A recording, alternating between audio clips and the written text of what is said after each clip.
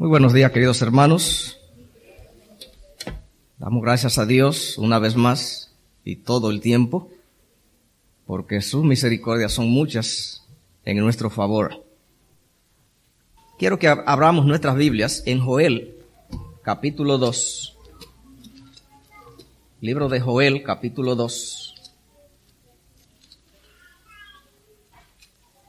Y el versículo 28 en adelante, a donde dice: y después de esto derramaré mi espíritu sobre toda carne, y profetizarán vuestros hijos y vuestras hijas, vuestros ancianos soñarán sueños, y vuestros jóvenes verán visiones. Y también sobre los siervos y sobre las siervas derramaré mi espíritu en aquellos días, y daré prodigios en el cielo y en la tierra, sangre y fuego y columnas de humo. El sol se convertirá en tinieblas y la luna en sangre, antes que venga el día grande y espantoso de Jehová. Anoche nosotros hablamos del día grande y terrible de Jehová. Y es porque eso está en la estructura de la profecía del derramamiento del Espíritu Santo. Está allí envuelto aquella pieza llamada el día espantoso, el día grande y terrible de Jehová. Y dice el 32, y todo aquel que invocare el nombre de Jehová será salvo, porque en el monte de Sión y en Jerusalén habrá salvación, como ha dicho Jehová, y entre el remanente al cual él habrá llamado. Y menciona aquí, como ven, el monte de Sión, que hemos mencionado de que Juan en Apocalipsis 14 habló de un grupo que le llamó los 144,000 que estaban en el monte de Sión, y hemos hablado que Juan no los veía en el cielo. Él no está hablando de que estaban en el cielo. Él los ubica allí es porque él proyecta sobre ellos de que ya son vencedores.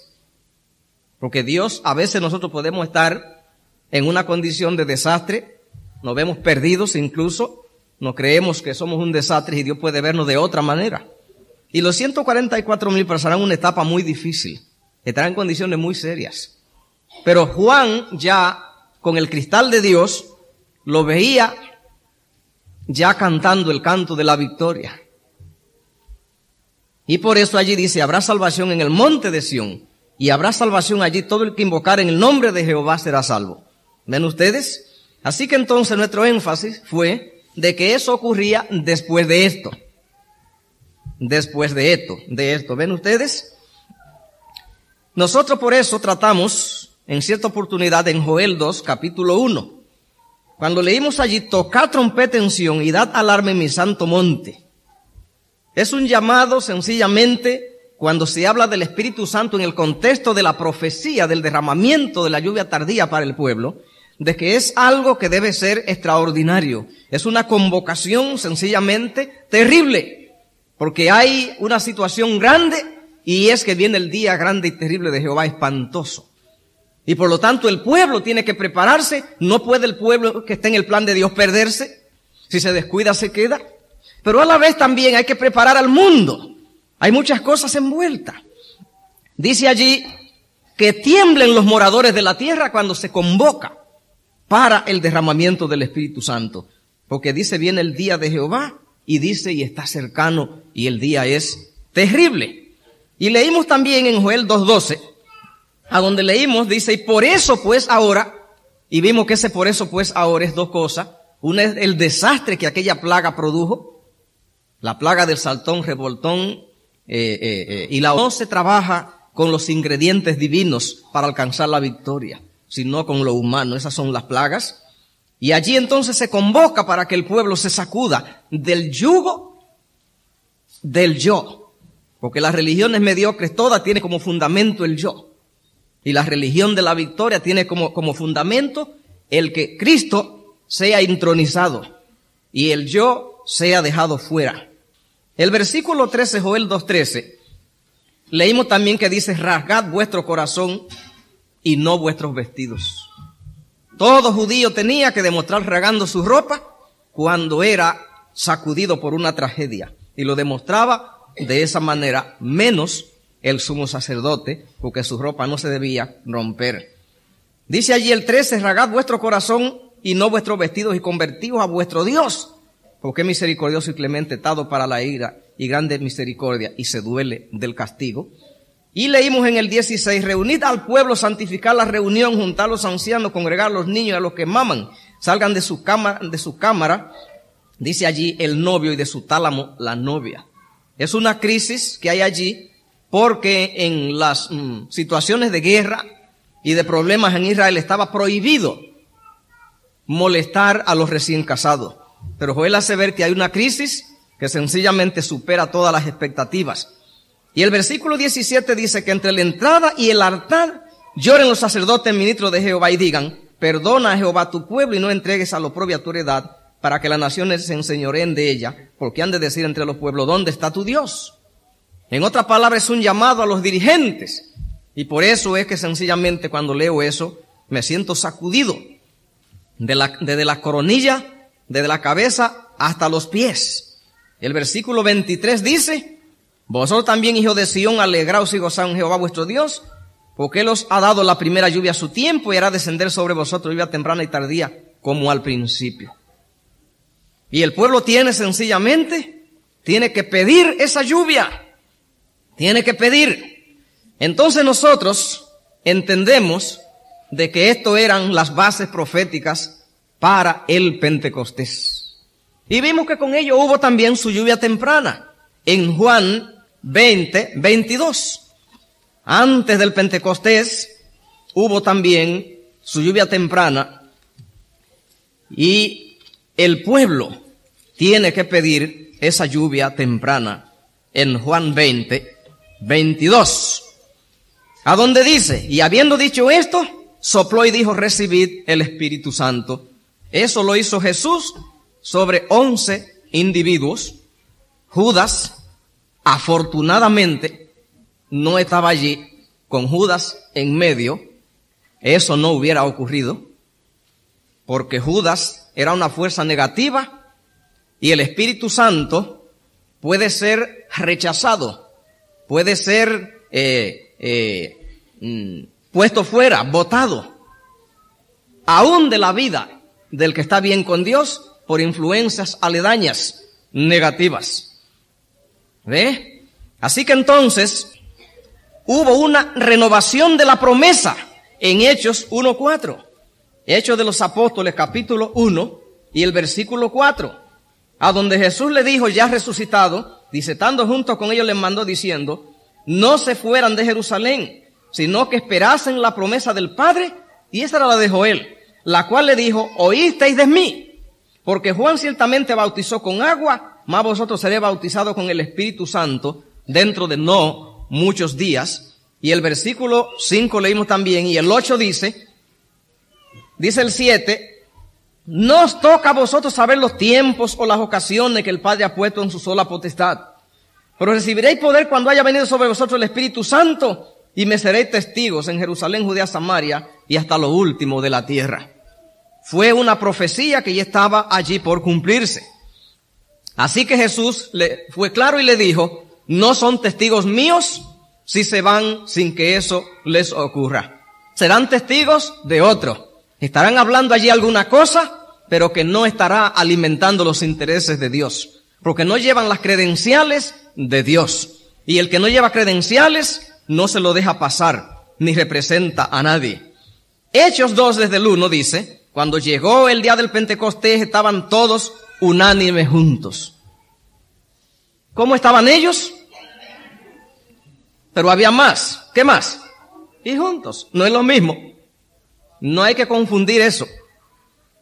Hasta que el pueblo no esté unánime y junto, no se cumple la promesa. Ahora, ¿qué es eso? Unánime significa que hayan zanjado toda diferencia. Eso quiere decir que todos hayan visto, hayan tenido la misma óptica sobre Dios y sobre la religión. No. Dios no repite en su programa. Cada vez que Él crea un ser humano, rompe el molde, lo bota. Y ninguno tiene otro yo, no tiene copia. Dios sabe qué hace cuando ha hecho a cada uno que no puede ver la cosa como la ve otro. ¿Cómo es posible que podamos tener unidad con tanta diferencia? En otras palabras, es una unidad que no es pelele, que no es de marioneta. Es una unidad calculada, pagado un precio. Los dictadores hacen saber de que nadie debe disentir de ellos. Pero Dios no es así. El Espíritu Santo no quiere gente tampoco que sea vegetal. Por lo tanto, Dios quiere gente que piense diferente a su vecino. Cada uno tenga una óptica diferente, tenga un punto de vista. Y entonces, ¿cómo consigue que estén unánime? Porque hay que pagar un precio. Existe una etapa en la cual usted descubre que usted no tiene que creer y pensar como los otros. Pero usted tiene que superarla sin perder esa. Descubrir que los intereses de Dios van primero. Usted dirá, bueno, y si yo estoy en un lugar a donde se están poniendo en peligro los intereses, el plan de Dios es que usted defienda los intereses de Dios, aunque haga el peor zafarrancho, aunque se destruya la obra, aunque no quede ni uno, aunque se haya un cataclismo, aunque se quiebre todo el sistema. Si usted cree que usted tiene la razón, usted provoque eso, no le tiemble la mano. Pero asegúrese que usted está bien parado. Solamente asegúrese eso. Después usted no titubee cuando usted ve que está en peligro los principios divinos. Aunque todos estén pensando de una manera, usted haga así, produzca un desastre, produzca una ruina. Pero asegúrese que usted está bien parado. Eso es lo que Dios quiere. Jesús, cada vez que tenía que producir una crisis y que se quebrara todo, le dijo a los discípulos un día, todos se están yendo porque hizo una declaración y ustedes también, ¿quieren irse? Así se lo dijo, que se vaya todo el que se quiera ir si yo descubro que tengo la razón. No hay que cuidar nada. Dios no necesita que lo ayuden. Dios no necesita ayuda. Incluso muchos se salvarán por eso, porque se salvarán solos. En medio de comunidades que apostatan todito, que negocian los principios. Solo que asegúrese que usted está parado en el lugar correcto. Esa es la gente que Dios quiere. No le gaste tiempo a la gente si usted descubre que usted está bien. Que se vayan todos. Así es que Dios quiere que entren al cielo, cada uno por su lado. Pero ¿qué ocurre aquí? ¿Cómo estaban unánimes? Porque hay una etapa superior a esa, en la cual usted paga un precio por la unidad. Cuando usted ve que no están en peligro los principios, que no hay una crisis institucional, entonces ahora pague el precio de callarse. Y ya no pelee. No pelee por cosas donde están ofendiéndolo a usted, que usted no es Cristo. No hay pérdida porque usted le hagan males. No se defienda. No, que de mí dijeron tal cosa. Eso no es mucho, usted no es mucho. Si Cristo está mal parado, entonces las cosas son de otra manera. Ahí sí nos ponemos los guantes hasta el fin. Pero después si soy yo, no hay mucho. No hay mucho. No, porque andan diciendo que los 144,000, algunos creen que todo lo que guardaron el sábado después en el tiempo del juicio son, y otros creen que solo lo que pasa en vivo. Si usted no tiene una cosa fija que sirve para entrar al cielo, no haga daño a la obra en polémica de especulación. Quédese solamente hasta donde la revelación habló. Siempre viva sobre un así dice Jehová, salvando a Cristo y su obra. Después no salve a los hombres. No se pelee por un pastor. Si usted oye que un pastor que es un santo empacadito y la gente está hablando rayos de él, usted, bueno, si usted quiere decirle, sabe que usted no vio bien, porque eso que usted dice de él, eso no es exactamente así. Yo estaba allí cuando él dijo tal cosa. No hay malo en eso. Pero después si hay un problema y hay gente que simpatiza y no, usted calla y no defienda a nadie, gente. No defienda a gente, la gente no es mucho. Dios es el que va a hacer el último juicio, así que usted no, el bien no necesita de usted. O sea, hay una madurez espiritual a donde ya todos están de acuerdo en que están parados sobre bases buenas y ya ahora pagan un precio y no se pelean. Hasta que ellos no consiguieron estar unánimes, quiere decir de un solo ánimo. Cada uno con una experiencia diferente, no hay dos que ven a Dios igual. Pero llegan a un consenso a donde dicen, aquí no vamos a parar. Y allí entonces consiguieron estar como unánimes. ¿Y el otro paso cuál era? Que a veces toditos creemos igual, ya estamos de acuerdo con un punto, pero cada uno anda por su lado. A veces yo le digo a los hermanos de la iglesia, a un concilio, hay una reunión, pero la gente no viene porque tenía que dar estudio bíblico. Y las instituciones no caminan al garete. El ejército tiene que ya defender la nación de los enemigos, pero cuando el general llama allí para que revisen la estrategia, Si uno se queda tirando tiros solo, lo matan. O sea, se necesita organización. Los ángeles están organizados. Los hombres tienen que organizarse. El día de culto hay gente que dice, da lo mismo si yo voy a ver un enfermo. Eso no es verdad.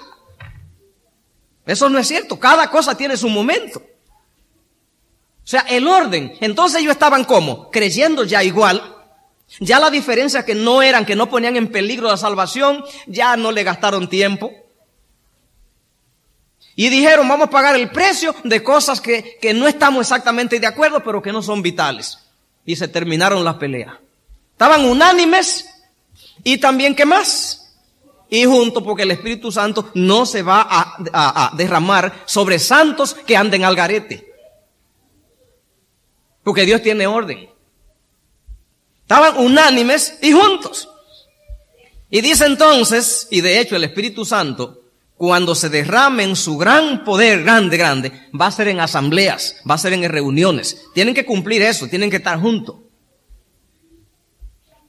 Dice el 2, y de repente vino del cielo un estruendo como de un viento recio que soplaba, el cual llenó toda la casa donde estaban sentados, y se le aparecieron lenguas repartidas como de fuego, asentándose sobre cada uno de ellos.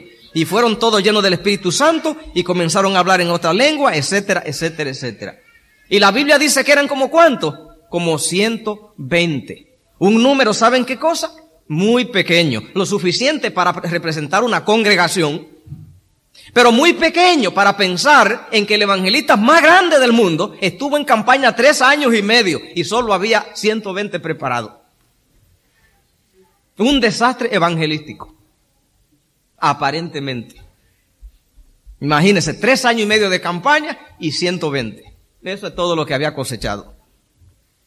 Solamente que esos 120 estaban preparados, bien preparados. Y con ellos solo fue suficiente para que la iglesia durara hasta nuestros días. Que eso es lo que Dios pide. Así que entonces hubo una repetición de la promesa. Se cumplió la promesa tal y como Jesús le había dicho. Allí en realidad nació la iglesia. Hasta que el Espíritu Santo no se derrama sobre el hombre, no hay iglesia. Tiene otro nombre, pero no iglesia. Sin el Espíritu Santo, la iglesia era comparada a un terreno árido, sin humedad, sin fertilidad, sin producción, sin vida.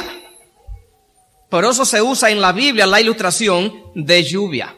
Porque Dios quiere usar para enseñarnos lenguaje figurado de cosas conocidas y que las ilustraciones tengan un parecido a la realidad. Así que el que no tiene el Espíritu Santo es una piedra, una tierra que está calentada a más de 200 grados de calor y que si se le da se hace pedazo, pero es durísima, no tiene vida y no hay semilla que allí reviente ni nazca, porque el Espíritu Santo es el agua. ¿Ve? La tierra del oriente. Joel sí sabía que estaba diciendo, si no hay agua, es muerte lo único que se ve. Es desierto, esterilidad, es muerte. Cuando no llovía, era un desastre, era una mortandad. Y así es a los ojos de Dios el que es religioso, pero no tiene el Espíritu Santo. Hubo 3 cosas que debieron ocurrir para que la extraordinaria bendición, el anhelo de Dios y de Cristo, la lluvia espiritual, el derramamiento del Espíritu Santo, ocurriera en esa comunidad. 3 cosas. ¿Ustedes recuerdan que el título de nuestro tema fueron 3 triunfos hacia el Pentecostés? Hay 3 obstáculos que había que vencer, que había que quitar 3 piedras en el camino. Que quitadas son 3 triunfos en el favor del derramamiento del Espíritu Santo. 3 obstáculos construidos o constituidos por las expectativas humanas, por la mala interpretación del hombre hacia el plan de Dios y por la ambición humana. 3 escollos. Los judíos habían estudiado la profecía sobre la aparición del reino de Dios. Pero Satanás, que estudia también profecía, se había adelantado y oscureció el entendimiento de ellos, habiendo creado una versión materialista, mundana de ese reino,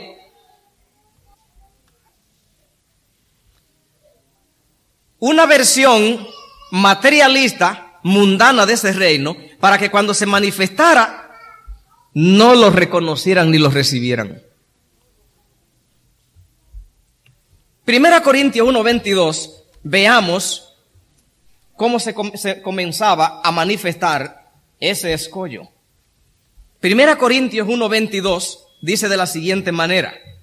El apóstol Pablo dice, porque los judíos piden señales y los griegos buscan sabiduría. Y el 23 dice, pero nosotros predicamos a Cristo crucificado. Para los judíos ciertamente tropezadero y para los gentiles locura. ¿Qué quiere decir judío allí? Bueno, la nación judía para la cual vino Cristo. Y griego, todos los gentiles, todos nosotros, toda gente que no es judío. Allí Pablo les llama el griego. ¿Por qué era Cristo crucificado? Era un tropezadero para los judíos. Porque los judíos habían cultivado una religión de que cuando Dios ama a alguien, le da bendiciones materiales. Era un reino material que ellos cultivaron en su mente. Y para ello, un maestro que cayó en desgracia y murió en una cruz, no creían que había que esperar de allí ningún bien. Porque el que cayó en desgracia y fracasó y lo mataron y murió, no tiene nada que dar, decían ellos. ¿Cómo esperamos salvación del que fracasó? Y Pablo tenía problemas para predicar a Cristo por ello, porque ellos no esperaban. Al judío había que predicarle un individuo exitoso. Porque ellos decían, es así como Dios demuestra cuando anda allí en medio. Pero este hombre, mira cómo terminó. ¿Cómo puede creer que nos va a impactar con un individuo con un fin así? Y el griego, el problema que él tenía era que el griego no quería riqueza. El griego era un devorador de filosofía. Los maestros en Grecia eran desechables, como los vasos y los platos de hoy. Cada vez que encontraban uno que tenía una nueva doctrina, corría todos a depredarlo. Y cuando lo depredaban, que ya le tocaban al fondo, lo botaban. Y ahí iban de maestro en maestro. Eran los filósofos y los sofistas. Y cuando Pablo predica, vinieron y lo depredaron a ver qué nuevo tenía. Pero cuando llegaron al fondo dijeron, ya puede irte, te oímos otro día. Y Pablo decía, ¿cómo los agarro? No, ese hombre que tú dices, que él hablaba bonito y todo, pero dinos más. No, que ya eso es todo. Bueno, ya te vemos otro día. Y no conseguía predicar ninguno de los dos. ¿Por qué? Porque Satanás se adelantó y los griegos recibieron una profecía de que iba a venir un rey a gobernar el mundo, a poner un imperio universal, pero que iba a ser el más sabio de los hombres. ¿Y saben con quién lo aprendieron? Con los judíos también. Los griegos estudiaron los rollos judíos. Y ellos esperaban al sabio y cuando venía, viene un sabio allí, de repente es el rey que ellos decían. Pero después ya decían, no, ya no lo encontramos más. Tiene que ir más profundo. Ahora, ellos tenían un concepto solamente equivocado. Porque el poder que el judío esperaba del Mesías, él lo tenía. Solo que había una pieza que Satanás le quitó. La sabiduría que el griego soñaba y que oyó y que alimentó, también estaba. ¿Quién más sabio que Jesús? Y los sabios encontrarán con él entonces un fondo a donde no van a tocar nunca. Él tiene toda la sabiduría. Pero había una pieza que Satanás les robó solamente para entramparlos. Aún los discípulos estando con Jesús allí, como por ejemplo en Juan 20:25, veamos qué ocurre allí. Evangelio de San Juan 20:25.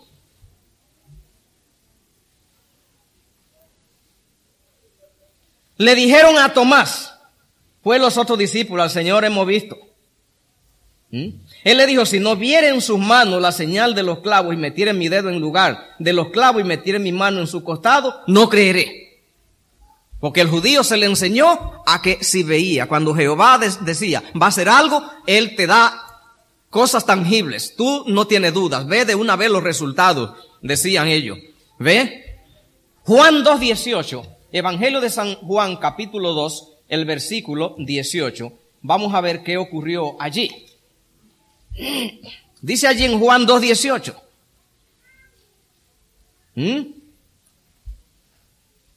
Y los judíos respondieron y dijeron, ¿qué señal nos muestra ya que haces esto? Y el versículo 19 respondió Jesús y le dijo, destruí este templo y en 3 días lo levantaré. Le dio una señal, pero fue una señal que encajaba con el plan que él tenía. Ellos creyeron que era el templo hecho por los romanos, que duraron 46 años haciéndolo, pero él estaba hablando también de una señal. Si querían señal, dijo, le voy a dar una. Cuando sepan que yo muero y luego después indaguen que me levanté a los 3 días, ahí entonces tiene una señal. Juan 6:30. Juan capítulo 6 y el versículo 30. Dice allí. Le dijeron entonces, ¿qué señal pues haces tú para que veamos y creamos? ¿Qué obras hace?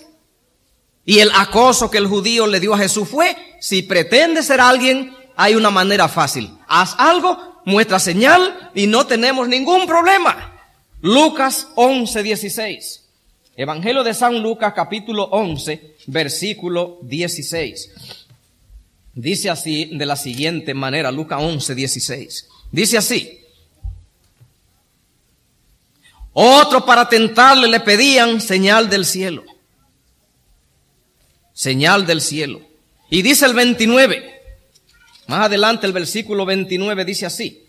Y apiñándose la multitud comenzó a decir, esta generación mala demanda señal, pero señal no le será dada, sino la señal del profeta Jonás.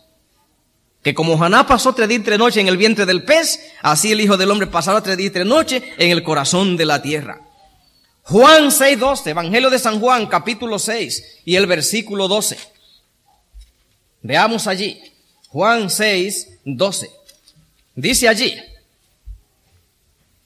cuando se hubieron saciado, dijo a sus discípulos, recoged los pedazos que sobraron para que no se pierda nada. 13, recogieron pues y llenaron 12 cestas de pedazos que de los 5 panes de cebada sobraron a los que habían comido. 14, aquellos hombres entonces, ¿quiénes? Los que recogieron el pan. No los impíos, no los paganos, los que recogieron el pan, los 12 discípulos. Aquellos hombres entonces, viendo la señal que Jesús había hecho, dijeron, es verdaderamente el profeta que había de venir, pero entendiendo Jesús que iban a venir para apoderarse de él, ¿quiénes? Los 12 discípulos.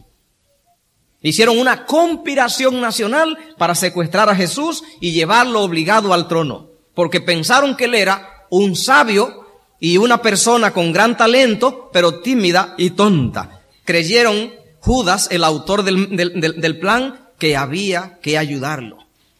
La aparición del reino de Dios vendría, pero Satanás había oscurecido el entendimiento de ellos, para que, creando una versión falsa, para que cuando viniera no la comprendieran, mis amigos y hermanos. Jesús tenía que vivir todo el tiempo orando por sus discípulos, porque ellos vivían todo el tiempo peleando entre ellos. Tenían defectos y problemas, y la razón es porque creían que concordaba con el plan de Dios, porque el estudio del reino que hicieron concordaba en sus expectativas con todos esos comportamientos de ellos. Eran, por ejemplo, extremadamente engreídos. Lucas 9:51. Evangelio de San Lucas 9:51. Veamos lo que ocurrió allí. Lucas 9:51, leemos de la siguiente manera. Dice así. Dice, cuando se cumplió el tiempo en que él había de ser recibido arriba, afirmó su rostro para ir a Jerusalén. Envió mensajeros delante de los cuales fueron y entraron en una aldea de los samaritanos para hacerle preparativo. Mas no les recibieron porque su aspecto era como de ir a Jerusalén. Viendo esto sus discípulos, Jacobo y Juan dijeron, Señor, ¿quieres que mandemos que descienda fuego del cielo, como hizo Elías, y lo consuma? Entonces volviéndose él le dijo, vosotros no sabéis de qué espíritu soy, porque el Hijo del Hombre no ha venido a perder las almas de los hombres, sino a salvarlas. Ahora, ¿qué arrogancia tenían estos discípulos? Porque ellos creían que el reino era de violencia. Ahora, ¿de dónde aprendieron Santiago y Juan a que el fuego caía del cielo y mataba a los opositores? Lo aprendieron de la Biblia. Porque Elías, ellos dicen, y lo citaron bien, hizo eso. Acá mandó por 2 veces a Elías, a un general con 50 hombres a buscar a Elías. Y Elías dijo, si yo soy siervo de Dios, desciende a fuego del cielo y lo consuma. Y lo hizo 2 veces. Y ahora Santiago y Juan creen que el reino va a usar las mismas herramientas. En otras palabras, no tienen dudas de que el reino que ellos tienen en la mente, eso es lo que va. Veamos en Mateo 20:20 lo que ocurrió allí. Evangelio de San Mateo, capítulo 20 y el versículo 20. Allí querían ellos quemar con fuego del cielo al que se le oponía. No entendían el reino del amor, el reino de Cristo. Mateo 20:20 dice, Entonces se acercó la madre de los hijos de Zebedeo con sus hijos postrándose ante él pidiéndole algo. Él le dijo, ¿qué quieres? Ella le dijo, ordena que en tu reino se sienten estos dos hijos míos, el uno a tu derecha y el otro a la izquierda. Poquita cosa que pedía esta mujer. Jesús vio que no era normal que teniendo él 12 hombres como discípulos, vinieran mujeres a hacer peticiones en medio de ellos. Vio que era un ardid de una mamá que era la que estaba manipulando a sus hijos y usada también como señuelo por ellos. Era una conspiración para alzarse con los dos cargos más grandes del reino, que es estar uno del lado izquierdo y el otro del lado derecho, donde quiera que el rey se mueve, llenando los dos flancos. Casi nada. Entonces Jesús respondiendo le dijo, no sabéis lo que pedí. No los humilló, no los llamó estúpidos, no los insultó. Pero le tiró una carnada en la boca que tenían abierta esperando otra cosa. Y le tiró la carnada del reino de Dios. Le dice, ¿podéis beber del vaso que yo he de beber y ser bautizado con el bautismo que yo he de ser bautizado? Y ellos dijeron, sí podemos. Si decían que no podían, quedaban desenmascarados que eran aprovechados y oportunistas. Si era verdad que querían al maestro, debían agarrar lo que él le diera. Y él los asaltó y lo tomó sin dejarlo pensar. Cuando abren la boca para cazar una prebenda humana, Jehová le echa una prebenda del Espíritu, a ver si se quieren salvar. Y en vez de ellos captar el triunfo del hombre en la tierra y el reino del poder, Jesús le tira la humillación en la boca. Y la tragaron. ¿Cuál era allí el vaso que Jesús había de beber? En el Getsemaní, la copa de la humillación. Las salivas, los azotes, los golpes, vendado, lo maltrataron, arrastrado, dando golpes en el suelo. Los militares de Herodes caminaron sobre él. Lo llevaban exhausto, no tenía fuerza. Tuvieron que ayudarle con la cruz. Luego clavado y levantado allí, habiéndole quitado aún la ropa. Ese era el vaso. ¿Y cuál era el bautismo? Era de sangre. Tenía herida desde la coronilla hasta la planta de los pies. Ellos querían gloria, ascenso. Y Jesús en su boca abierta le lanzó humillación. Y como tenían la boca abierta buscando una cosa y Jesús anduvo rápido, entonces la mordieron. Y el primero que perdió la cabeza primera que rodó, fue la de Santiago.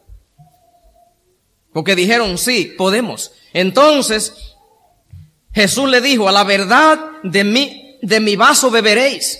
Y con el bautismo con que yo soy bautizado, seréis bautizados. Pero el daros un lugar a mi derecha o a mi izquierda, no es mío darlo, sino de aquello para quien está preparado por mi Padre. ¿Podía Jesús dar los puestos allí en aquel momento?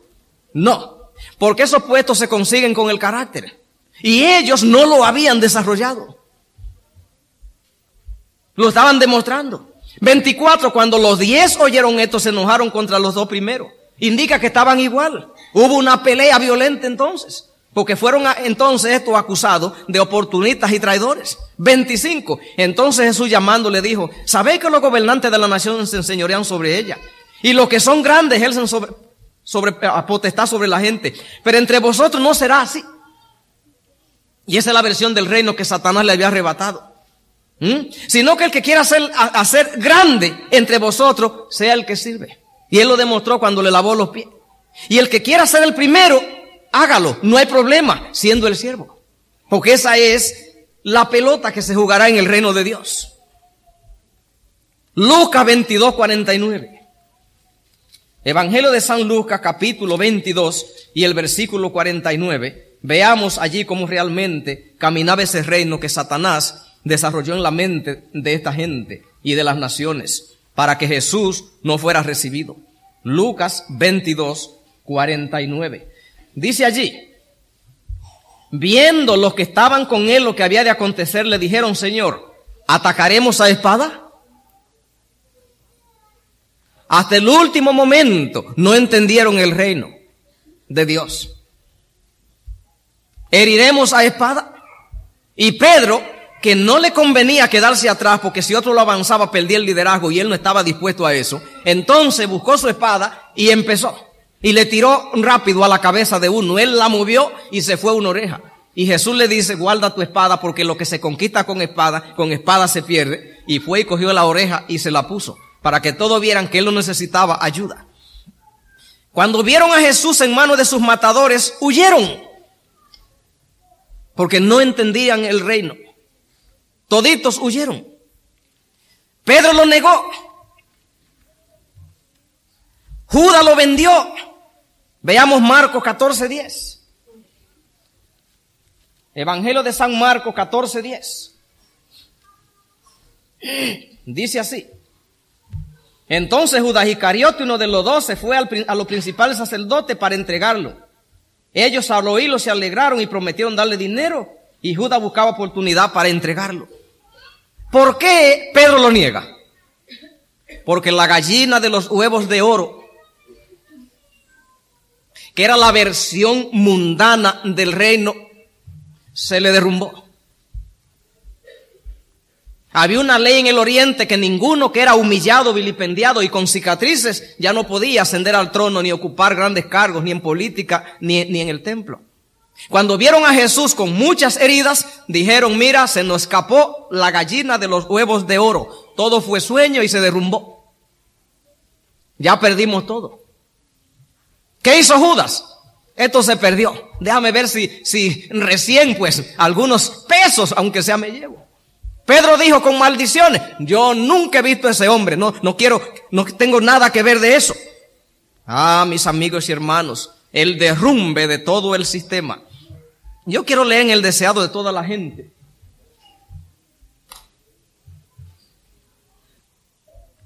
Página 665.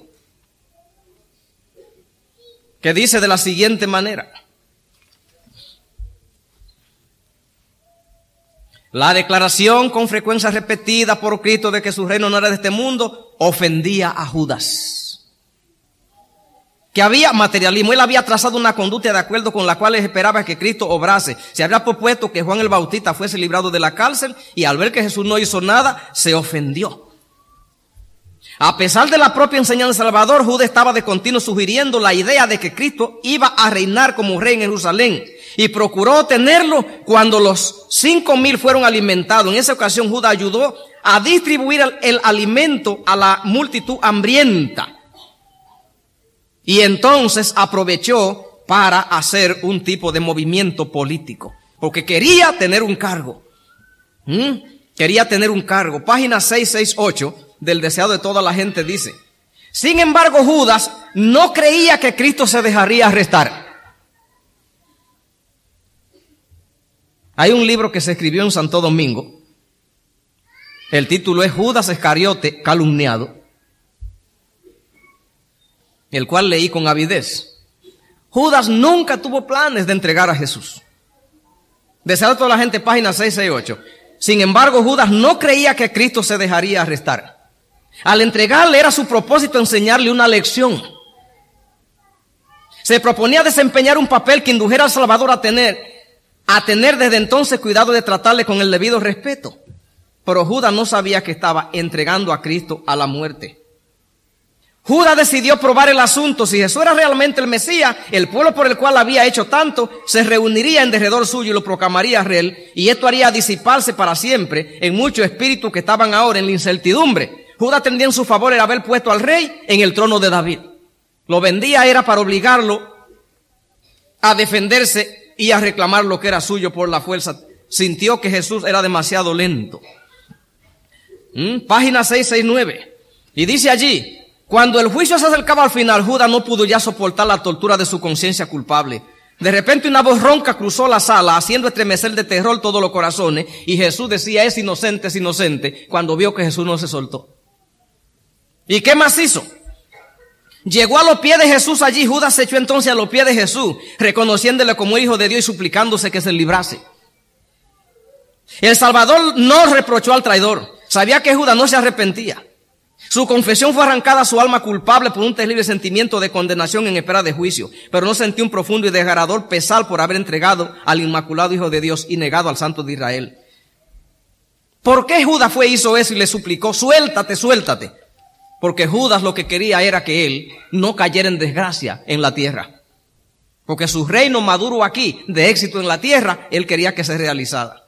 Judas vio que su súplica era vana y salió corriendo de la sala clamando demasiado tarde. Aterrorizado y con el rostro desencajado, grande gota de sudor y pálido. Demasiado tarde sintió que no podía vivir para ver a Cristo crucificado y se ahorcó. Después de Jesús, en su muerte, ellos perdieron toda esperanza y se llenaron de pavor. Juan 20:19. Evangelio de San Juan 20:19. Cuando llegó la noche de aquel mismo día, el primero de la semana, estaban en la puerta cerrada en lugar de los 12 discípulos, donde los discípulos estaban reunidos por miedo de los judíos. ¿Por qué ellos tenían miedo? Tenían razón. Cada vez que en el Imperio Romano se levantaba un individuo pretendiendo ser algo y llevaba gente tras sí, le echaban mano, lo liquidaban y hacían una fila meticulosa, una lista para no dejar escapar ninguno de los sicarios. Y ellos lo sabían. Hechos 5:34. Entonces, levantándose en el concilio un fariseo llamado Gamaliel, doctor de la ley, venerado de todo el pueblo, mandó que sacasen fuera por un momento a los apóstoles. Y luego dijo: varones israelitas, mirad por vosotros lo que vais a hacer respecto a estos hombres.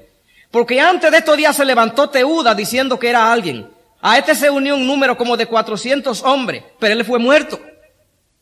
Y todos los que le obedecían fueron dispersados y reducidos a nada. Después de esto se levantó Judas el Galileo en los días del censo y llevó en pos de sí a mucho pueblo. Pereció también él y todos los que le obedecían fueron dispersados. Jesús era ahora el tercero y ellos sabían lo que estaba pasando. Debían ser llevados en fila al patíbulo.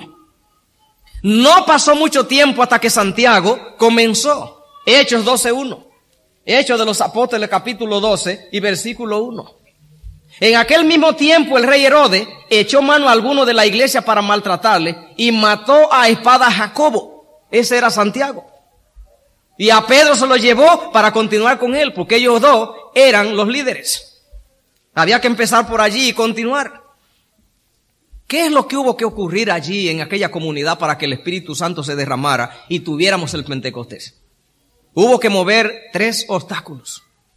El primero fue que las expectativas humanas tuvieron que desintegrarse y volverse humo y quedar en la nada. Segundo, el hipócrita, el conspirador, tuvo que ser sacado. El Espíritu de Jehová nunca se derramará cuando hay expectativas humanas y pugnas y logros de echarle mano entre los hombres. Segundo, y no se derramará cuando hay conspiradores internos, porque desinforman y traen zozobra. Y tercero, hubo algo que ellos lo ocurrió. Estaban en la lista para ser liquidados.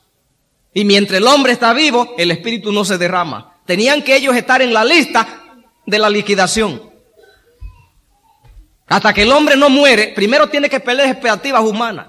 Después tiene que perderse lo que agita. Y después tiene el hombre que perder la noción de su existencia. Debió primero ser muerta la gallina de los huevos de oro. El reino soñado, creado en la mente. La idea acariciada del ascenso al trono terrenal del Mesías. Debía sufrir la comunidad y la iglesia un zarandeo. ¿Qué es zarandeo? Se inventó de cómo se trilla el trigo en Israel. Cortan el trigo, le dan con palos y después aprovechan el viento. Ponen entonces una lona en el suelo, buscan una palangana y entonces tiran el trigo al aire. Y el viento se lleva toda la basura, la paja, y la iglesia tuvo que ser venteada. Debían los sobrevivientes del zarandeo, piedra número 3, sentirse en la lista del patíbulo.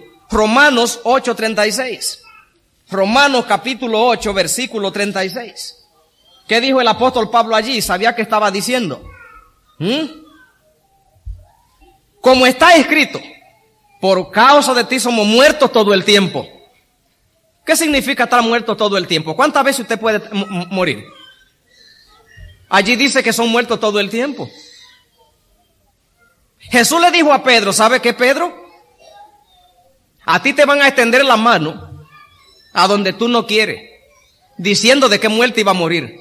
Y luego con ese mensaje le dice, ahora sígueme. Y no le dijo la fecha. Y Pedro, de los 11, fue el único que cada minuto de su vida creía que el siguiente minuto le tocaba, porque Jesús le profetizó cómo iba a morir. Trabajó muchos años pero no sabía qué hora era porque las profecías de Jesús no fallaban. Excepto que él dejara el ministerio. Tú vas a morir violentamente por seguirme y sígueme. Ya le puso la bomba de tiempo encima y lo mandó. Ser muerto todos los días es cuando usted su vida vive en un hilo. Predicar a Cristo en ese tiempo, en el tiempo de los discípulos y de Pablo, y en el tiempo de esos emperadores romanos, costaba un precio. Y ellos sabían que hablaban porque a Pablo, sencillamente, se lo llevaron al patíbulo y a Pedro. Todos murieron violentamente. Por causa de ti somos muertos todo el tiempo, somos contados como ovejas de matadero. Todo el tiempo. Cuando la gente le falla a la mafia hace una reunión y hacen un juicio del individuo. Y mandan un mensajero y le dicen, dile que él es muerto. Pero no lo matan, lo dejan vivir un tiempo. Y el individuo camina como si es muerto, porque no se sabe qué día es. You are dead, le dicen. Y él de una vez organiza su vida porque él sabe bien. Y nunca han fallado. Algunos huyeron a Pakistán y al bajar del avión morían. Otros huyeron a Santo Domingo y en el aeropuerto muertos. O en el hotel. Le dijeron, si te quedas allá, te íbamos a dejar unos meses vivos. Por irte, entonces mira lo que te salió. Porque no tienes que escapar, porque no tienes dónde meterte. Porque estamos en toda parte.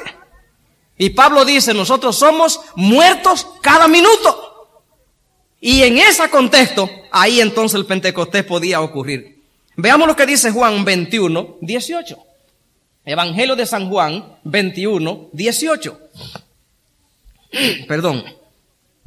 Jesús le dijo a Pedro así, de cierto te digo, cuando era más joven te ceñía e iba donde quería. Mas cuando ya sea viejo extenderá tus manos y te ceñirá otro y te llevará donde no quiere. Esto le dijo, dándole a entender de qué muerte, con qué muerte iba a glorificar a Dios. Extendida las manos, dice que iba a morir crucificado. Morir de toda seguridad terrenal para que pudiera estar la casa limpia y poder derramarse el Espíritu Santo. Cuando Jesús habló del trigo y la cizaña, estaba diciendo que la iglesia tiene que ser limpiada de dos tipos de cizañas. Veamos en Mateo 13, 24. Evangelio de San Mateo, capítulo 13, versículo 24. Dice Mateo 13, 24 así. El reino de los cielos es semejante a un hombre que sembró buena semilla en su campo. Pero mientras dormían los hombres, vino el enemigo y sembró cizaña en el trigo y se fue. Cuando salió la hierba, dio fruto, entonces apareció también la cizaña. Vinieron entonces los siervos del padre de familia y le dijeron, Señor, ¿no sembraste buena semilla en el campo? ¿De dónde tienes cizaña? Él le dijo, un amigo ha hecho esto.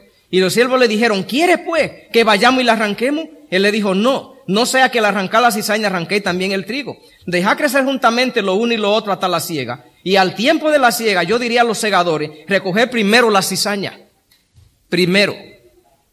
Y atarla en manojo y quemarla.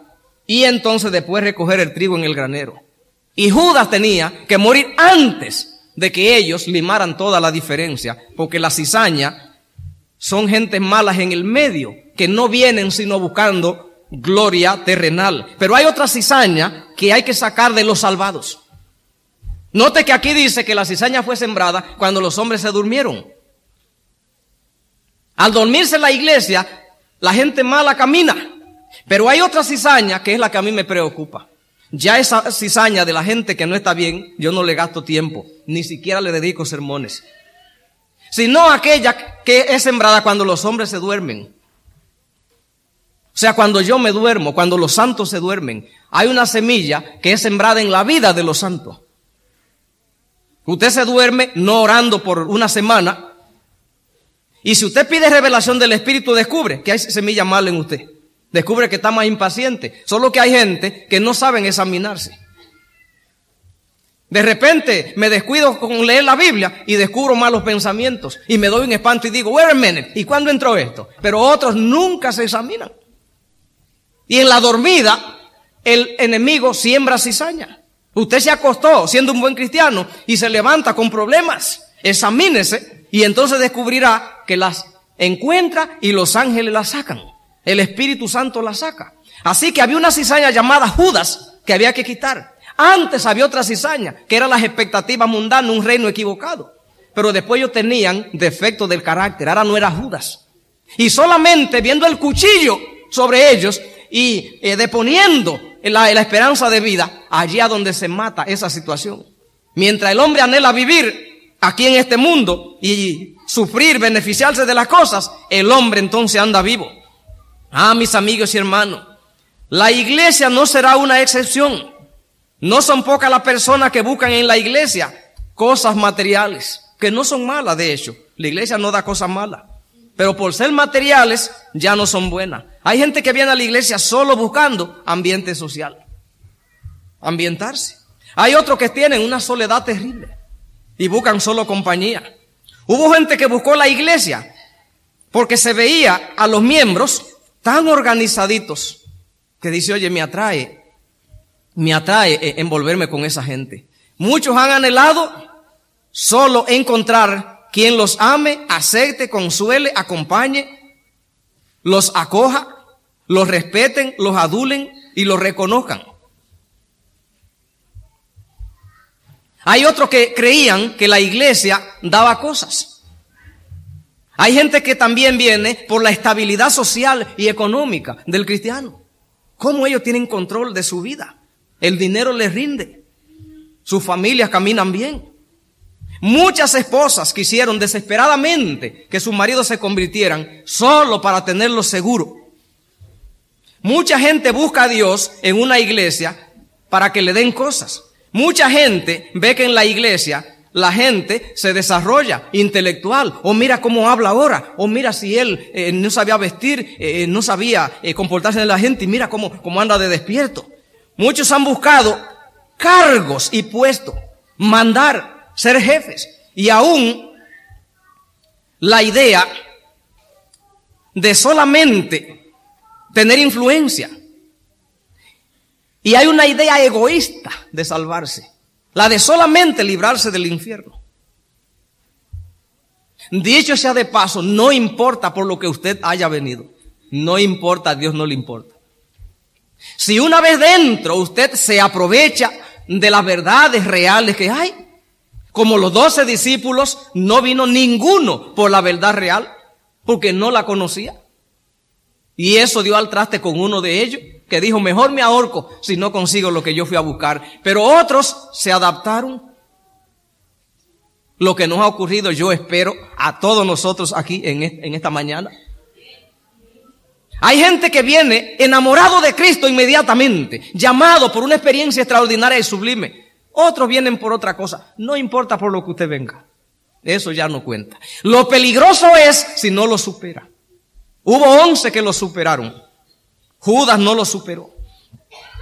Porque todo lo material será derribado. Viene el zarandeo, la limpieza de la iglesia, mis amigos y hermanos. Dios desencadenará una crisis mundial para que la iglesia como institución sufra un zafarrancho.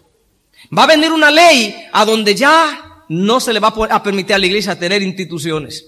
Y hay muchas instituciones, universidades, edificios grandes. ¿Ve? Hospitales. Una ley que no pueden tener bienes raíces, real estate. Una ley que no pueden manejar dinero. No pueden manejar dinero. Así que sueldo para los pastores, los hermanos dando diezmo y ofrenda, eso entonces, eso lo van a quitar. ¿Ve? La organización de la gente buscando cargo, la gente va a estar allí solamente porque se quiere salvar. No va a haber esta organización de decimos que bueno estar allí, porque estaremos yendo por los montes. Va a estar solamente el que quiere entrar al cielo, mis amigos y hermanos. Va a haber un zarandeo. Yo quiero que leamos a Ezequiel capítulo 9. El libro de Ezequiel capítulo 9. Dice en Ezequiel capítulo 9, versículo desde el 1 dice.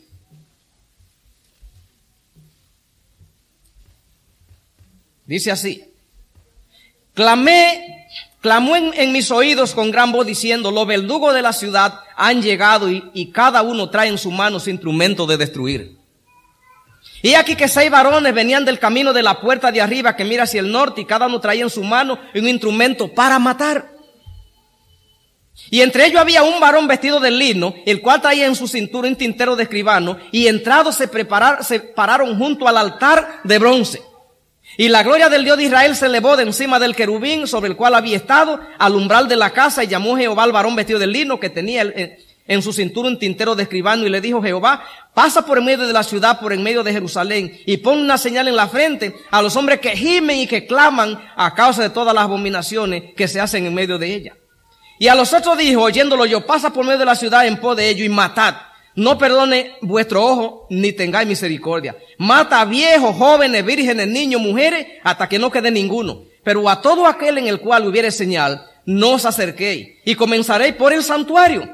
Comenzaron pues desde los varones ancianos que estaban delante del templo. Y le dijo: continuad por toda la casa y llenad los atrios de muertos. Salid, y salieron y mataron en la ciudad.